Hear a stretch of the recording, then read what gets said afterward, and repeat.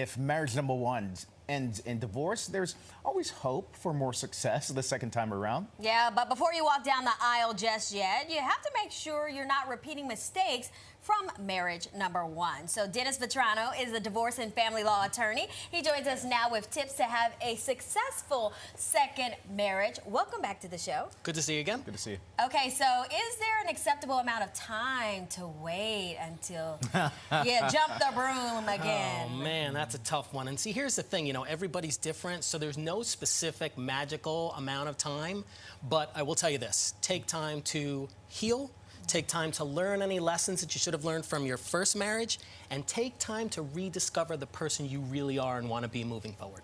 Yourself. Yes, absolutely. Exactly. I felt that. I'm not even married, but You just felt that in your soul. In my spirit. So, statistically, I believe it's like 43% of first marriages end in divorce or separation within the first 15 years. Is the success rate better for the second marriage? Ooh, not so much. Actually, it's staggering. It's as high as 70%, if you can believe it.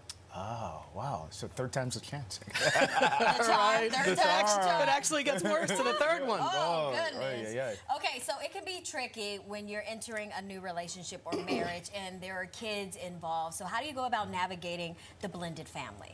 Well, think of it like this. What you're trying to do is you're trying to take two split families and now make a new intact family from them. And that can be really complicated. So I always say stick to the 3 Ps, right? Pay attention to your kids, focus on the professionals, and just make sure that you're taking the time with your kids to move through this process, because you know what? Kids move at their own pace, and you need to be patient for them. Does it, I would say wait until the kids are grown, but that may not be the situation you do. But does it vary if the kids are much older, like adults? Well, I think it'll vary if the kids are older, but again, you have to remember in these sorts of circumstances, the other thing I was talking about before is, make sure you include the professionals as well, because even if you don't think your kids need a professional, don't need a counselor, don't need a psychologist, especially if they're older, they probably do, so give that a chance and give that a try. Okay, good to know. So finances are also important when it comes to marriages. What are some conversations to have about money before marriage number two?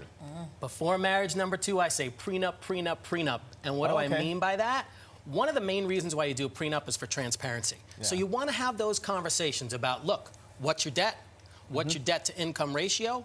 Do you make enough money each month to cover all of your expenses? And for each party, what is your source of income to cover any of your expenses each month? See, I usually ask, what's your family's dowry going to be? Right. Is that so wrong? No. Okay, so in your experience, has there ever been a case where that ex just keeps rearing their head and, that wedge between the new couple? It is, and we see it a lot. And I think one of the main reasons why we see it a lot is because people get into a new relationship before their divorce is final from their first husband or wife. So here are 3 tips for that. Do not do that, because that will ratchet up the emotions, right? And also, remember that when you're going through that process, you need to make sure that you're moving forward as much as you can be. A lot of people, of course, after the first divorce, it's so painful, they swear off to ever getting married again. Do you think that's just them letting the fear get to them, or what? I think it is, and I think, look, you have to remember that anything in life, anything that's worth the risk, your happiness, will also, there will be a risk involved. So you got to take that leap. You got to take that leap of faith. But just remember, there are things you can do to prepare yourself in advance to make sure that that next relationship is going to be successful.